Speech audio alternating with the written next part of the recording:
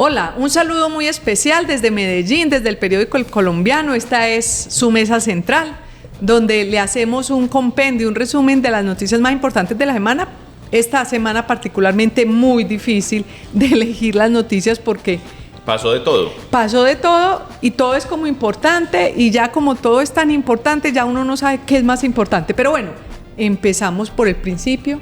El problema de Juan Diego, buenos días, que no lo saludé. Hola, Luzma. Y a Daniel Rivera, Hola, nuestro editor general. El tema de la guerra. En el Cauca me impactó mucho oír al gobernador del Cauca decir: estamos perdiendo esta guerra. Porque la situación allá se puso demasiado caliente. ¿Oíste, Luzma? Y los audios de los patrulleros pidiendo el apoyo. Que dijeron, vienen los refuerzos, pero de las disidencias, dijeron. Me llamó mucho la atención, hubo una entrevista radial que hizo Gustavo Gómez en Caracol a un periodista que estaba en Morales. Sí. Duró como 1 hora y media. Estamos y toda solos. La hora y media se escuchaba el traqueteo de los fusiles. Desesperanzador. El tipo decía: nos están dejando solos. Habló en ese momento el ministro del Interior, que es del Cauca, ¿no? Claro, y la vicepresidenta es de Suárez, Cauca, uno de los municipios que fueron asediados y hostigados por estas bandas criminales. Hay 350 personas confinadas en una vereda de Suárez, Cauca, no han podido salir. En una iglesia. Imagínate eso, o sea, y escuchábamos esos audios y el ministro decía: no, es que vamos a mandar más fuerza pública, y el periodista desde Morales le decía: pero ¿cuándo? Estos policías están allá entrincherados y les están disparando a lo que da, les atacaron la estación. Es que en 24 horas asaltaron y atacaron 10 municipios del Cauca de una manera brutal.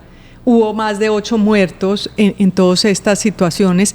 Y alguien decía en las redes sociales, y el presidente, como esto no es Irán y como esto no es Palestina, entonces el presidente Petro no se pronuncia. Exactamente. Le sale al presidente lo que le dijo a Duque en plena campaña. Le dijo: usted está muy preocupado por Ucrania, sabiendo que aquí tiene problemas de seguridad, creo que en el sur del país, en el Caquetá o algo así. Pues, presidente, usted está preocupado por Palestina y el Cauca está prendido. Pero adicionalmente, recuerdan que hace casi 8 días con una bomba mataron a un niño de 10 o 12 años, y el presidente no dijo ni mu en sus redes sociales. Y ha puesto de todo sobre la situación de los niños en Palestina.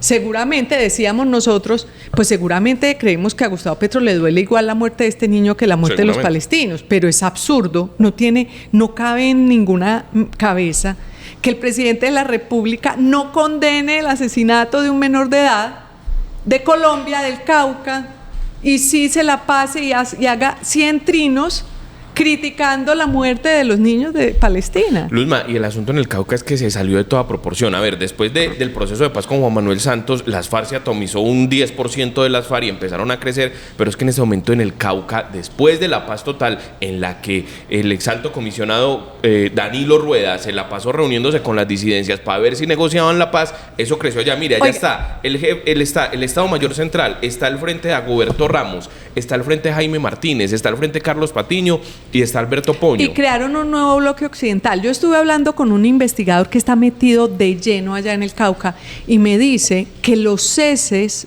bilaterales sirvieron de una manera increíble para que crecieran para fortalecerlos. Sí, claro. Porque ellos, ¿qué hacían? Respetaban el cese, no peleaban contra el ejército. Mientras tanto se estaban rearmando. Pero sí peleaban contra la sociedad civil. Han matado muchos líderes sociales que se les oponen al reclutamiento, han reclutado muchos niños. La organización indígena dijo que habían reclutado más de 800 menores indígenas. Entonces, ¿qué es lo que pasa? Esto es un fracaso total, no es la paz total, es el fracaso total del presidente Gustavo Petro y una idea de paz absurda que nos parecía absurda antes de que estuviera pasando esto, ahora nos parece triplemente absurda porque lo único que ha hecho es fortalecer la guerra, es generar la idea de que estas bandas criminales no tienen pare ni obstáculo alguno. Yo me acuerdo que nosotros tuvimos un desayuno con el alto comisionado y el alto comisionado, el argumento, Danilo Rueda, el ex alto comisionado, el argumento de él para que ellos se desmovilizaran era que es que ellos, los capos de la Estaban mafia de este aburridos, país, que que estaban querían aburridos. estar con sus familias, que les Sí. vamos a decir que puedan estar con sus familias. Por Dios, eso es desconocer 50 años de conflicto armado de este país.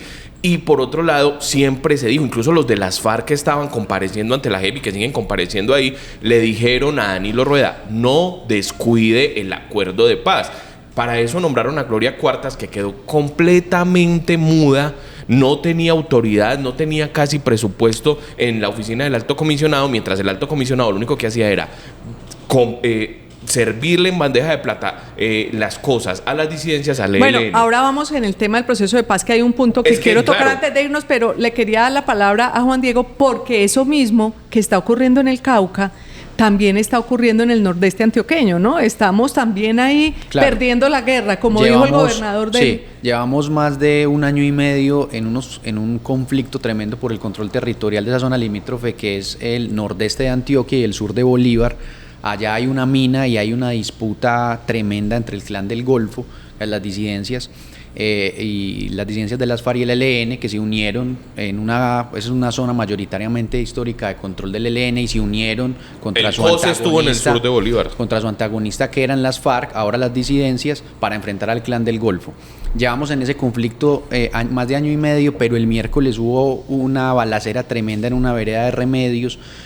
No se sabe cuántos muertos van, la gente habla de entre 10 y 20, han confirmado 13, pero esto es un temor generalizado en la población, que se teme que haya un recrudecimiento de los desplazamientos, de los confinamientos, y es una situación de orden público muy crítica, tal vez la más grave que tenga Antioquia en este momento. El gobernador se desplazó ayer, va a haber un refuerzo, como siempre se anuncia, del ejército y de la policía, pero la situación es muy crítica en esa zona rural que está sin Dios y sin ley, y con los grupos armados. Que además no pueden entrar, es decir, es que los grupos, incluso la fuerza pública está ahí un poco, no sé si neutralizada, en algunos casos también han denunciado ciudadanos que habría complicidad, porque se han creado varios grupos armados nuevos además que están queriendo quedarse con el territorio. Finalmente lo que tenemos, como dicen por ahí, es un déjà vu. Es todo lo mismo que habíamos vivido hace 20 años. El gobernador lo dijo ayer, que nos habíamos devuelto 20 años en el tema del conflicto en Antioquia. Oíste, y uno que ha brillado por su ausencia justamente el ministro Velázquez. El ministro Velázquez se le ha visto perdido, casi que el que ha salido No, es al que corte. el ministro Velázquez no es para eso. Es decir, el ministro Velázquez es un buen jurista. Muy buen jurista, pero no más. Pero no más. Es decir, no podía poner eso. Eso es otro de los pecados del presidente Gustavo Petro, el haber puesto un ministro de defensa que no, realmente ni las tropas lo atienden, ni él está muy enterado. Él hace lo mejor que puede dentro de sus posibilidades, pero realmente no es el espíritu de él, ese ministro. Pero quería ir al tema que usted planteaba de del acuerdo de paz. Porque es que justamente el presidente Gustavo Petro dijo, así como gran estadista, y dijo, yo voy a ir a la ONU y voy a decir que no podemos cumplir el acuerdo de paz. Nos reímos un poco de ese tema porque era decir, el jefe de Estado va a ir a denunciarse, pero además, volviendo sobre el tema, es un proceso de paz que él ha desatendido, no le ha importado. No sabemos si ahora, en vista del fracaso de este proceso suyo, va a querer coger ese otro, pero esta semana descubrimos cuál era la jugadita. Esa semana publicamos y contamos esta nueva jugada de Petro para como... Que detrás de eso está el hombre claro, pasaportes, ¿no? Claro, el hombre pasaportes, que es Álvaro Leiva, porque lo que dijo, nosotros nos reímos mucho de que fuera a ir a Naciones Unidas, pero ahora que descubrimos que salió Álvaro Leiva a dar unas declaraciones diciendo que es que el acuerdo no se había cumplido, que él aplaudía que el señor presidente de la República fuera a la ONU a decir que no se había cumplido, porque es que hay un párrafo en las 300 y pico de páginas o 700 y pico, ya no sé cuántas son, del acuerdo de paz. En la página 7 hay un párrafo que dice que ese acuerdo había que consolidarlo con la firma del acuerdo con un acuerdo político nacional. Entonces se les sonó la flauta porque creen que ese acuerdo político nacional es la constituyente. Oíste, pero entonces además ya van a tener, dice que para corroborar el acuerdo toca ir a la constituyente. Lo que han querido hacer de 20 maneras distintas, pues se los va a dar el acuerdo de paz que el presidente Petro no está cumpliendo, pero ahora sí le sirve, ahora sí le va a servir. Y que los mismos comparecientes ha dicho que no está cumpliendo y que ha atacado la JEP. Además, Álvaro Leiva ha sido un hombre que ha tenido una agenda doble con el acuerdo de paz. Nos lo dijo acá el presidente de la JEP. ¿Qué nos dijo? Nos dijo, Álvaro Leiva fue y montó un evento con alias Macaco, que fue un comandante de las AUC, de las Autodefensas Unidas de Colombia, uno de los líneas narcotraficantes que compraban franquicias para lavar plata por medio del conflicto armado, y le montó un evento para ver si lo metían adentro de la JEP como compareciente. Alguien decía, pero eso pues lo que te voy a decir no es verdad, que Leiva de pronto se iba a ir a ser negociador del ELN, pero de cuenta del ELN. Es decir, yo no sé si era una maledicencia, porque en el fondo lo que va a hacer Leiva es el asesor del presidente en materia de paz para dedicarse a hacer esto.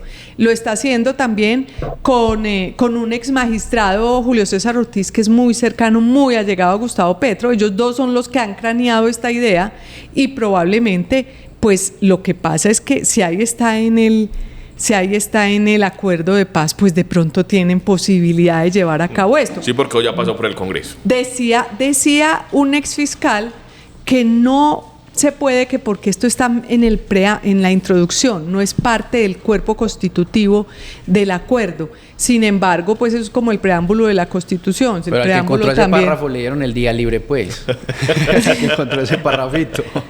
No, lo extraño es porque no se ha aplicado. Es decir, de verdad, si se decía que había que hacer, ahora lo que pasa es que el acuerdo político nacional no sabe uno, por ejemplo, si fue el referendo. No. Si fue el referendo que fallaron. Claro. Claro que lo de La Habana fue posterior al referendo o de la representación política que tienen las FARC en el Congreso. Por ejemplo, también son todas estas cosas. Pero de todas maneras, lo que quiere decir esto es que el Gustavo Petro sigue insistiendo en la Asamblea Constituyente, y seguramente esperará un mejor momento que este tan caótico de toda la corrupción que está saliendo de su gobierno para meterla. Oiga, y yo iba a decir una cosa, además uno no hace la paz de esa manera. Yo me acuerdo muy bien cuando estaba empezando todo el tema del acuerdo de paz con las FARC, que era presidente Juan Manuel Santos. Acuérdese que Santos no aflojó, en esas murió Cano. Y los mismos negociadores de la FARC dijeron, pese a que fue un momento de mucha tensión, pero que ellos dijeron, tenemos un conflicto abierto. En cambio, Gustavo Petro lo que hizo fue, vea, hagamos ahí un... Ahora, me llama la atención lo siguiente. Uno pensaría que no hay momentum político para hacer eso, porque hasta las FARC se habían cuestionado al gobierno y a su... Pero curiosamente escuché ayer a Timochenko hablando ya bien de Gustavo Petro. Y hablando bien del gobierno de Gustavo Petro, un cambio de actitud. Después de que lo atacó. Después de que lo atacó permanentemente. Como preparando terreno, pues. Como si estos ya estuvieran conversando con ellos y estuvieran pensando, porque claro, a las FARC le va a gustar otra vez ser protagonistas después de todo esto. Pues ojalá eso no pase, porque de verdad no se lo merecen ni las FARC ni Gustavo Petro, que tengamos que ir a una constituyente por un proceso que ha sido muy generosa la sociedad colombiana con ellos, y ya fue suficiente. Y que ha cumplido con unas comunidades, ha cumplido con unas partes de la verdad. La JEP ha dicho que vienen unas condenas, pero se está haciendo. O sea, el proceso de paz, en realidad lo que la ONU ha dicho es: protejan a los excombatientes que están en comunidades que están haciendo la paz y que los están matando. Y por otro lado, no afloje con los grupos estos narcotraficantes. Así es.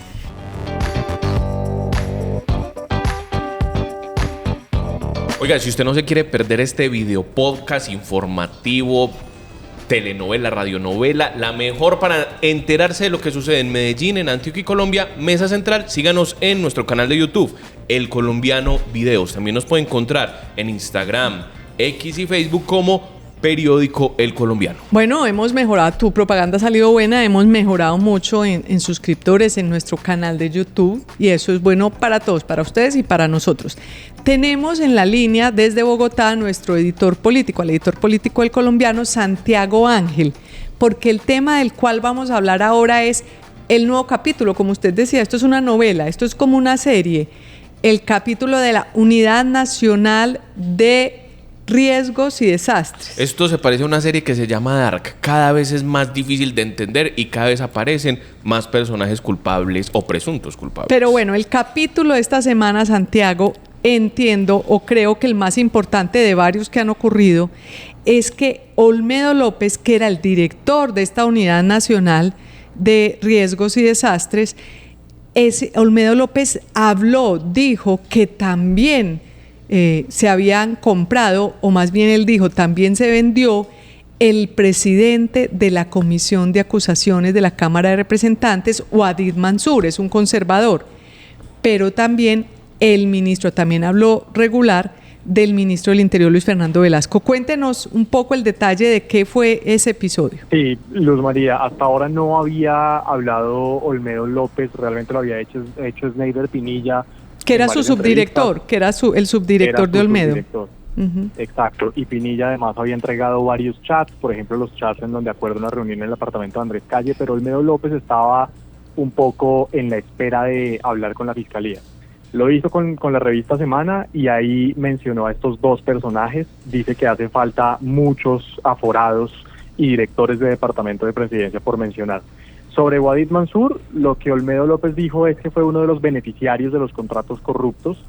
Wadid Mansur es, al igual que Calle, de Córdoba. Su poder local con su familia, que es una familia tradicional en Córdoba, está en Montería, es representante por el Partido Conservador y es quien preside la comisión de acusaciones que está investigando la campaña del presidente Gustavo Petro, la financiación.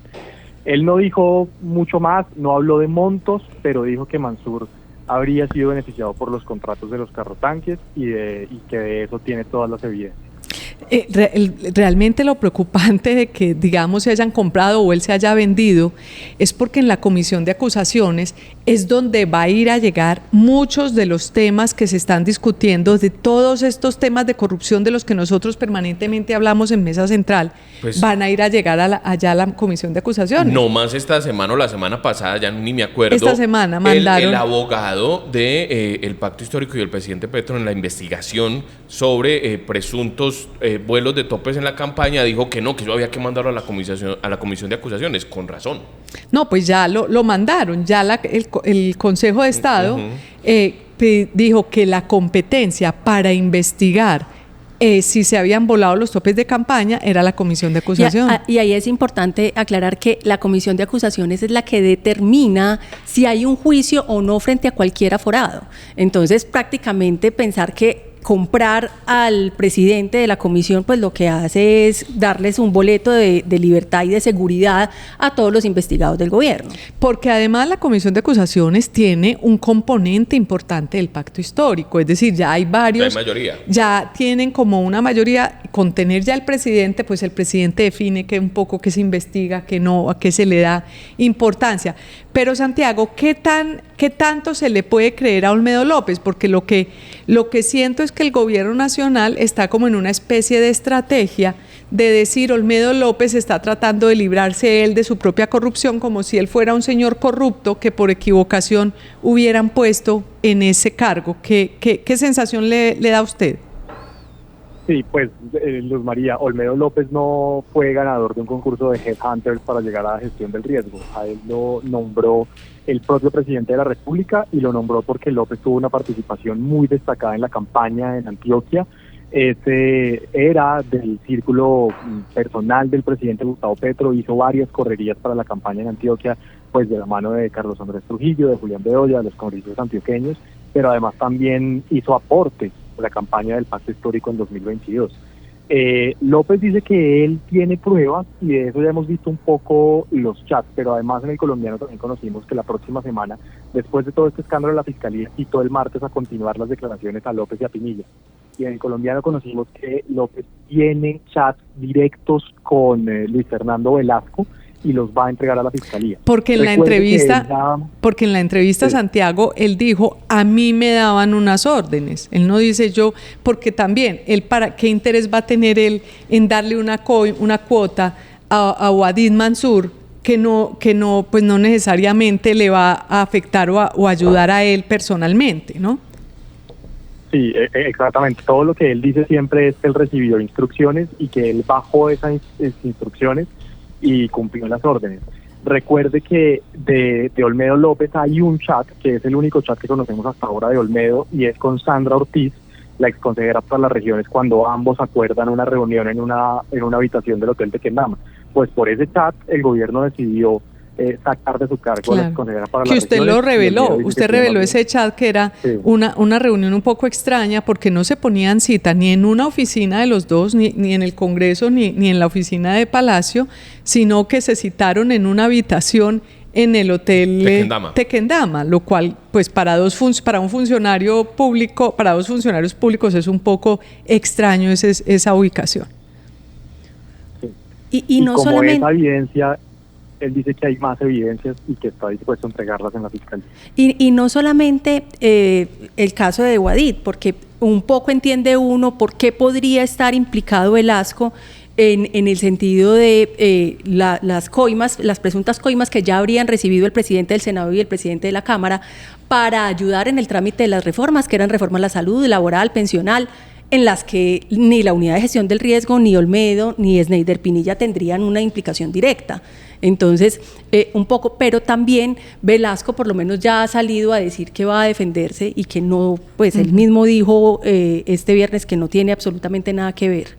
Como en los escándalos, el otro escándalo, el de los topes de las elecciones, de la campaña, como este otro, lo que hemos visto es un gobierno haciendo una estrategia de contención de daños, no solamente tratando de tomarse los sitios del poder que tienen que definir, como en su momento la Fiscalía, acuérdense todo el escándalo que hicieron para que llegara a la Fiscalía alguien internado por el presidente Petro, sino en la Comisión de Acusaciones, donde se investigará también parte de los temas de él. Entonces, y además, adicionalmente, tanto el presidente como su equipo de propaganda, digo equipo de propaganda refiriéndome a RTBC y a otros, lo que están tratando de decir es que todo lo que los medios dicen no es verdad, que los medios están haciendo una campaña nefasta porque saben que los medios estamos informando sobre los hechos de corrupción. Entonces, el problema es que el gobierno de verdad está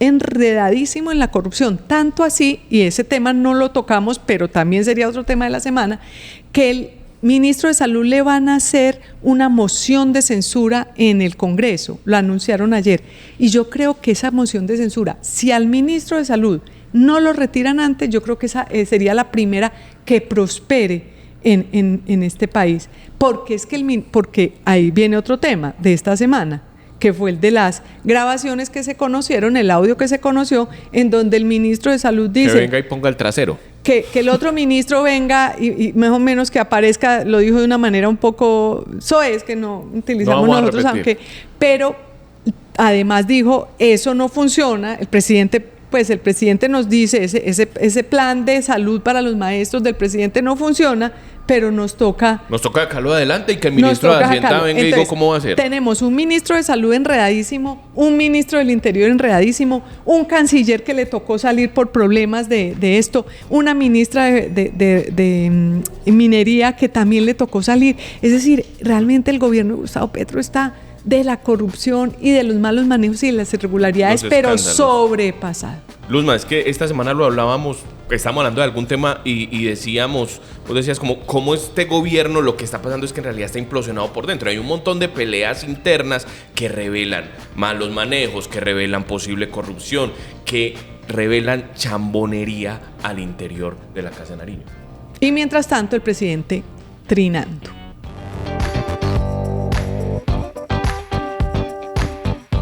Meras risas, meros recuerdos, ¿no? Meras risas, meros recuerdos.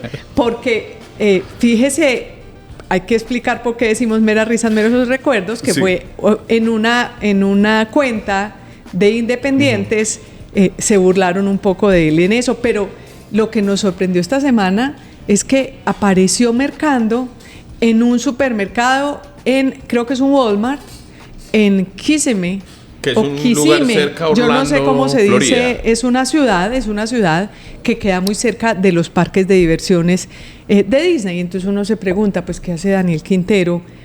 Creo que la foto es de un 20 de mayo. ¿Qué hace Daniel Quintero? Del fin de semana, efectivamente fue el fin de semana. Sí. ¿Qué hace allá? ¿Será que él se va con sus hijas para llevarlas a Disney de fin de semana? ¿Será que está viviendo allá? No está muy clara la situación de que él la... Y pues irse a vivir a Estados Unidos con $1 como el que tenemos ahora, o ir a pasar un fin de semana así vacacionando, pues no es nada barato. Y recordemos que Daniel Quintero hasta el año pasado, que era alcalde de Medellín, supuestamente no tenía ni siquiera una propiedad. Él tenía el sueldo, básicamente. Pues en teoría no tenía ninguna propiedad, pero fíjese, con el sueldo de un alcalde uno no puede darse con el sueldo de un exalcalde, porque ¿qué está haciendo ahora? Está cesante, como dice. No, él dice que está montando Que sus está en sus empresas, negocios. que está en sus negocios, porque él siempre monta la idea de que él tiene unos negocios muy pujantes para poder luego explicar de dónde le va a salir tanta plata o de dónde le sale plata para comprar las propiedades que tiene, que a pesar de que no aparecen a su nombre, pero ellos tienen una casa aquí en el Poblado muy costosa y demás. Un Entonces, apartamento en Bogotá. si uno se queda sin trabajo, difícilmente uno puede irse a pasear a Bogotá con la familia. Entonces, extrañamente, él se pudo ir a pasear no solo a Estados Unidos. Y eso conecta, por lo de meras risas y meros recuerdos. Oíste, pero además un dato, se la pasa en Estados Unidos. No vimos hace unos meses una foto de él con el Tesla. viendo un Tesla, Claro. vitrineando Teslas. Claro, ¿de dónde sale toda esa plata? ¿De dónde un señor que, bueno, fue viceministro de las TIC y ha sido solo funcionario público y no es una larga trayectoria de funcionario público como para que haya podido ahorrar tanto? Es decir, Luzma, que está vecino de Mickey Mouse. Oíste, pero... Hablando de Y ratones. a él le gusta bastante el queso. ¿Te acuerdas cuando le llevó Oiga, queso para allá? Todo está rodeado de ratones. Y a propósito de ratones y de Mickey Mouse y de que vecino de Mickey Mouse, pues los ratones fueron los que dejó en la ciudad de Medellín. Impresionante ¿Pero este en tema. dónde? ¿En la calle o en la Alpujarra? Ah, no, pues aquí por lo menos 388 puntos críticos con ratas en Medellín, pues por supuesto con toda la basura que dejó regada. Acuérdese pues que también tenemos el problema en la pradera gravísimo. El problema en la pradera, pero es que esto ha sido Y la divertido. recolección de basura fue un desastre. Ha sido divertido es porque han salido unos memes muy chistosos. La gente dice, no, pero por lo menos estos no los aguantamos que solo se comen la comida, porque por lo menos se fueron los que se comen la plata. Pero no se fueron porque finalmente ahí aparecieron unos audios donde hay unos funcionarios por allá atornillados, ¿no? Esa fue la noticia de la semana, que fue, estoy un poquito dispersa con todos estos pequeñas anécdotas de Daniel Quintero, pero en realidad el tema que nos tiene acá sentados en este momento por Mesa Central es unos audios que se conocieron que datan de 2021, es decir, recuerden que la alcaldía de Daniel Quintero empezó en 2021 apenas estaban como medio organizándose y aparecieron unos audios donde se ve un desorden, se escucha un desorden monumental en la Secretaría de Inclusión Social, que es la que atiende a los viejos, a los niños, a los habitantes de calle. Todos esos programas que estuvieron tumbados, ¿no? Acuérdate que aquí sacamos cada mes las denuncias desfinanciados de que no había cómo atender a los viejos, a los niños, ¿no? Eso... Entonces se filtraron unos audios, se conocieron unos audios que era una reunión como de la junta directiva o de los directivos de Era una mesa técnica. Una mesa técnica. Con todos los técnicos, que fue el 6 de agosto de 2021. Ese contexto es importante porque ha acabado de pasar la pandemia y esa fue pues como la justificación que han dado, pero hay frases que demuestran todo el desorden que había con la mala planificación, porque en el mismo audio reconocen que el presupuesto quedó tan mal hecho que los programas solamente iban a funcionar hasta agosto y que tenían que sacarle plata a algunas dependencias, algunas secretarías para poder llenar otras, y que iban a tomar esa decisión dependiendo de lo que generara menos escándalo, lo que fuera menos mediático.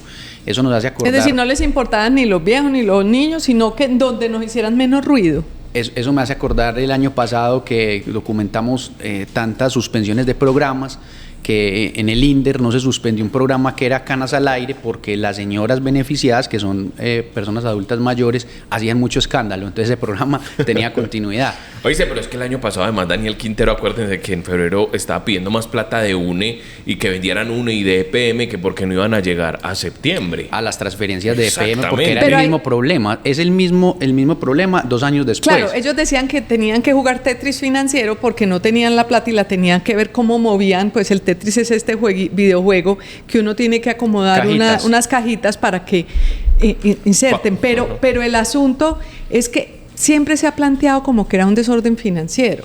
Yo no puedo creer en eso, porque había tanto dinero que era imposible que fuera simple desorden, que no alcanzara, no estaban ni a mitad de año, es decir, estaban a Agosto, mitad de sí. año, pero ya no había plata, es decir, se habían gastado la plata ya en agosto. Eso debía salir por otro lado. Claro, se la estaban llevando por otro lado porque tuvieron los presupuestos más altos de la historia de la ciudad. O sea, este de 2021 fue el primer presupuesto que ellos hicieron, porque el 2019 dejan el presupuesto del primer año de la alcaldía. Pero acá hay una mala planificación. Además, claro, hay un desorden evidente porque ni siquiera en las mismas secretarías el dinero da para llegar a terminar el año. Puede parecerse a lo que está pasando en el gobierno nacional, que hicieron unas cuentas alegres, que el ministro de Hacienda hizo unas cuentas alegres, que la DIAN no ha sido capaz de recaudar suficiente y que en este momento el gobierno nacional está prácticamente sin caja. Entonces la gente asimila, pues uno puede asimilar pues el desorden del gobierno de Quintero similar al desorden del gobierno de Gustavo Petro. Pero yo creo que ahí no solamente era desorden, yo creo que Luzma, eso había, que la plata se la estaban llevando por algún Es que lado. acordémonos que hubo muchos escándalos. Por ejemplo, mencionemos el mejor amigo de Daniel Quintero, su mano derecha, Esteban Restrepo, apareció de no tener nada a tener un apartamento aquí cerca al Tesoro, subiendo aquí por la 10, que estaba valuado más o menos en 700 millones de pesos, bajita la mano. Es que además no es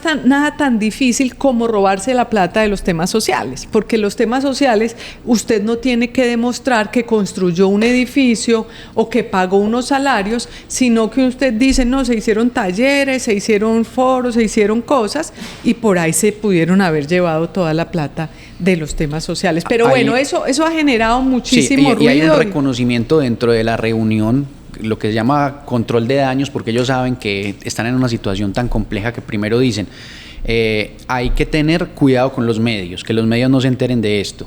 Y segundo, que toca una parte de la reunión y es, bueno, ¿cómo vamos a llevar esto a que sea un hallazgo administrativo solamente? O sea, saben que hay un mal proceder y entonces dice, la Contraloría nos va a caer, que no sea ningún hallazgo disciplinario porque nos afecta mucho, hay que llevar a que todo sea un hallazgo administrativo. Entonces les dice a los abogados, tenemos que ser creativos en buscar soluciones con las que podamos solventar la situación. Y fue llevar los casos a contratación directa, muchos, y adicionar los contratos, que fue un patrón muy común que se dio, y era que, por ejemplo, en la EDU, el manual de contratación llegaba hasta 10.000 millones para invitación privada, contrataran por 9.900 y después adicionaban 2 o 3 veces el contrato. Ese fue como un patrón muy claro para poder llevar hallazgos administrativos, y efectivamente la Contraloría sobre eso solamente después hay un hallazgo administrativo. Pero y lo más paradójico es que las personas, algunas de las personas que aparecen en esos audios son funcionarios hoy de la alcaldía, porque son personas de carrera. Isabel Cristina Cadavid Entonces, era la asesora jurídica que aparece porque en ese momento Juan Pablo Ramírez estaba de licencia de paternidad. Entonces ella es la que dirige la reunión y la que habla y es funcionaria activa. El alcalde Federico Gutiérrez le dijo que tenía que renunciar, pero ella es una funcionaria de carrera. Y lo que nos está pasando, lo que estamos viendo, es que no solamente en ese caso, es probable pues que ella le tocó a Iván, hay gente que pues uno dice no todo el mundo es responsable, sino que era un funcionario que le daban unas órdenes, y si es un mero desorden financiero. Después llegó a secretario. Sí, ok, si es un mero desorden financiero, pero hay que darles el beneficio de la duda. Pero lo que estamos también viviendo es que hay otros funcionarios de provisionalidad, es decir, que tienen su puesto asegurado, que no los pueden quitar, que están siendo utilizados desde la alcaldía para hacerle ciertos trabajos sucios al equipo de Quintero. Es decir, el equipo de Quintero los está usando, pese a que están trabajando en la alcaldía de Medellín hoy, los están usando para que trabajen para ellos externamente. Pero esos son los famosos atornillados. Sí, pero lo que se ha descubierto y se ha destapado es que hay una cuenta que se llama Zurdos de Corazón, íbamos para allá, en donde están trabajando personas que les paga el distrito de Medellín un salario, pero están haciendo un trabajo en una cuenta que maneja cosas muy sucias, porque lo que hacen es perfilar, es decir, investigar a periodistas y sacar y decir mentiras. Y aconsejarles opositores. Pero es que eso, ¿cuál investigación? O sea, lo que se levantan es 1 o 2 documentos y entonces empiezan a enlazar con mentiras. Y dicen mentiras. Exactamente. Es decir, y esto evidentemente con el cruce de los nombres se encuentra que quienes están trabajando en esas cuentas, que además son anónimos, es decir, pasan como anónimos, pero se ha ido descubriendo que quienes trabajan en esas cuentas son muchos de ellos personas que reciben un salario de la alcaldía. Entonces, con dinero del erario público, con dinero de la gente, están haciendo una actividad muy oscura, muy gris, que es atacar a quienes los cuestionan, a quienes cuestionan a Daniel Quintero, a quienes investigan sobre Daniel Quintero.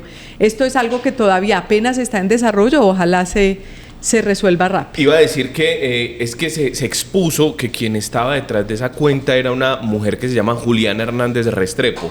Ella salió rápidamente, ella dijo, yo tuve unos contratos ahí con la alcaldía, sin embargo, y esto lo dijo en Caracol Radio, quienes están detrás de esas cuentas son los hermanos Baus. Ella lo dijo directamente, una persona del interior de... los hermanos Baus, hay que explicar, la chica Baus era la novia, Andrea Baus, la novia de Juan Carlos Upegui, el candidato a la alcaldía de Daniel Quintero, que fue derrotado rotundamente. Investigado por la Procuraduría. Exacto. ¿No? Entonces ella y su hermano, que además fueron muy alevosos, muy groseros durante toda esa campaña, pues resultan ser los que están detrás de esa cuenta que trabaja básicamente para destruir a cualquiera que cuestione al exalcalde Daniel Quintero. Así es.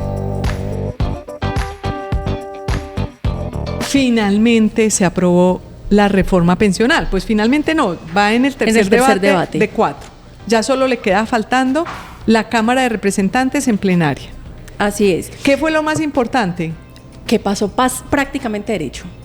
Como venía casi de a pupitrazo. Sí, casi a pupitrazo. Bueno, hubo varias horas de discusión. Y ha habido debates. Sí, 3 días de debate, pero pasó prácticamente derecho. Los cambios que se hicieron en plenaria fueron muy pequeños, pero la sorpresa es la que da en la mañana de este viernes el viceministro de Empleo y Pensiones, diciendo que el gobierno va a insistir y que llegó a ese acuerdo con la comisión en aumentar el umbral del 2,3 salarios mínimos, que fue el que llegó del Senado, a 4 salarios mínimos, como quiere el presidente Gustavo Petro. Es que a mí nadie me saca de la cabeza, porque subir de 2,3 a 4 significa que si se aplica la reforma pensional desde el 1 de enero de 2025, en ese momento le va a empezar a entrar una plata sustantiva al gobierno nacional que eventualmente podría utilizarla para su beneficio.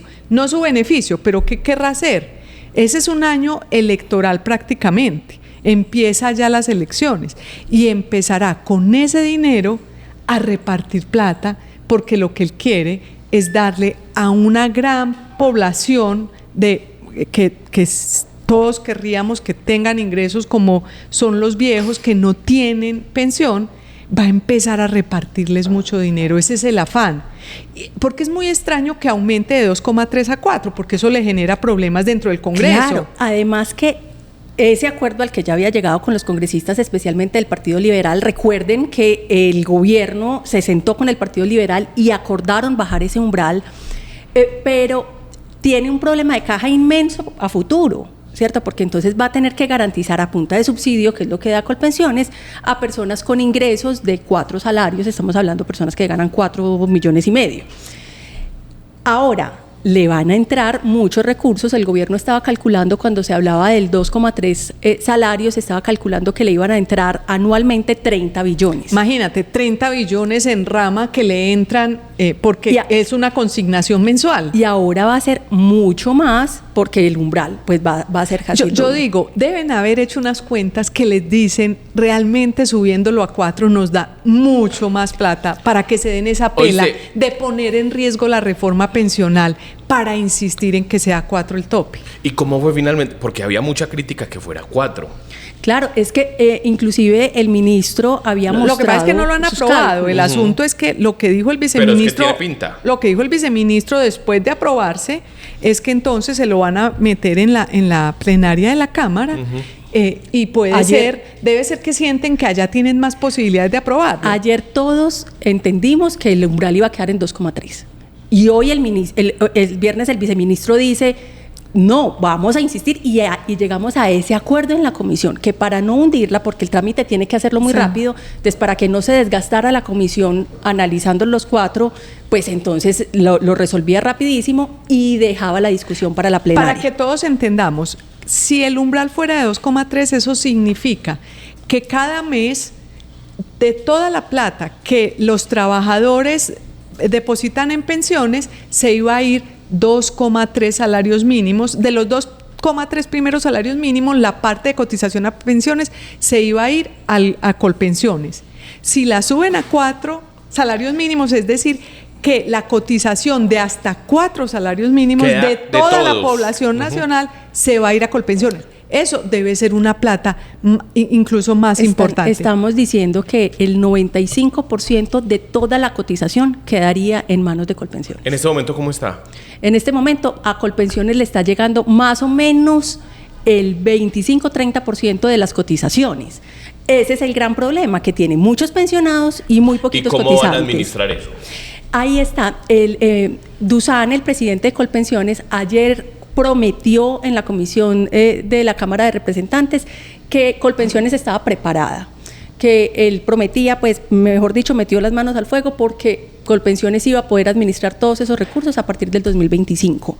Ahora, en la comisión también la oposición le estaba diciendo, eso es imposible porque usted está triplicando, cuadriplicando la capacidad que tiene en muy poco tiempo. Y Dusan, Jaime Dusan, que fue congresista, que fue presidente de FECODE, pues realmente no ha sido caracterizado pues por un hombre absolutamente pulcro. En realidad hay mucha preocupación. Lo que pasa es que detrás de una bonita narrativa que todos acogemos, que es quitarle los subsidios a los que ganan más, a los que pensionan más, y darle subsidio a los pobres, los viejos que realmente lo necesitan. Detrás de esa bonita narrativa, lo que va a pasar es que el gobierno nacional va a tener o 30 billones o mucho más para estar entregando subsidios que, como Andrés Manuel López Obrador en México, en realidad la fortaleza de Andrés Manuel López Obrador era dar esos subsidios. Eso fue lo que le dio mucha imagen positiva, razón por la cual ahora va a poder elegir la semana entrante a su sucesora. El dedo lo pone él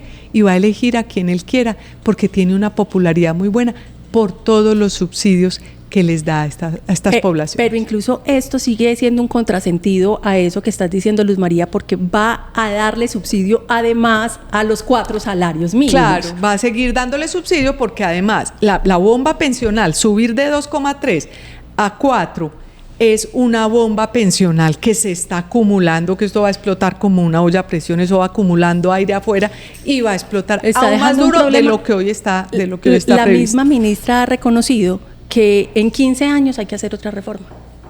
Porque para 15 años ya ellos, como dijo en su momento Leiva, yo ya voy a estar muerto, a mí nadie que me lo lleven a la tumba, que la el reclamo. me la lleven a la tumba. Mejor dicho, una semana, realmente otra semana, ya la vez pasada íbamos como en la 92, esta es como la semana 94. Sí. Y otra vez como la 92 también estuvo llena de cosas. Que tanto así que uno se le olvidan las de la semana pasada y se van perdiendo escándalos o situaciones muy complicadas del país. Pero bueno, de todas maneras, pongámosle entusiasmo porque la vida sigue, tenemos que ponerle al mal tiempo buena cara. Luzma, así son los caminos de la vida. Así, vea usted. Y para terminar, usted que estaba buscando desde el principio, cómo menciono a Omar Geles, este compositor vallenato espectacular, grandioso, que nos ha puesto a bailar a todos muchos años y mucha gente ni siquiera sabía que bailaba las composiciones de Omar Geles, que falleció de un infarto muy tempranamente a los 57 años. Mire, los vallenatos, los compositores vallenatos se mueren como rápido, ¿no? Sí. Pasó con Patricia Terán, pasó con el hijo de Diomedes Díaz.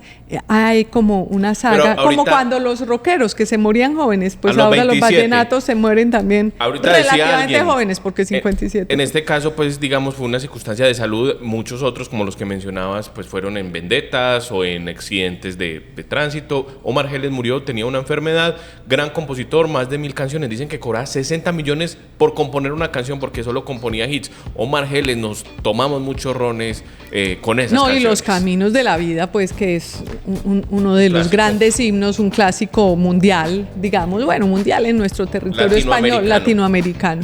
Entonces, aunque sea para conmemorar a Omar Geles, pues divirtámonos este fin de semana, que la pasen muy bien y que nos sigan acompañando.